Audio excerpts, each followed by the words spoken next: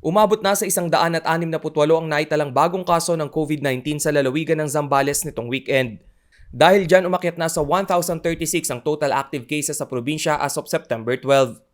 Sa kabila ng 2-day virus surge na nanatili sa 86.7 ang recovery rate sa lugar. Nang kaparehong araw, 127 na pasyente ang gumaling mula sa COVID. Sa dalawang sunod na araw ay wala ring naitalang namatay dahil sa coronavirus kung kaya't nananatili sa 237 ang COVID death toll ng Zambales. Mariin namang ipinatutupad ang stay home policy lalo na sa mga kabataan at senior citizen. Inabisuhan na rin ang mga residente na huwag itago ang kanilang nararamdaman lalo na't kung ito'y sintomas na ng COVID.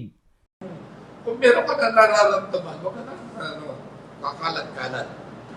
Simula nang pumutok ang pandemya noong nakaraang taon, umabot na sa 7,165 ang kumpirmadong kaso sa lugar. 6,192 ang kabuuang recoveries. 60,325 na Sambalenyo na rin ang fully vaccinated kontra coronavirus.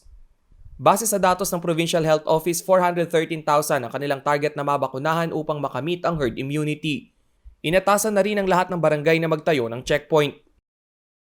Hindi ko pwedeng palipat-lipat kasi ito ang chine-check natin dito, yung tao na lumalabas, naglalamir, Hanggang September 30 ay mananatiling nakapailalim sa Modified General Community Quarantine ang lalawigan ng Zambales. Rainiel Pawid, CLTV News.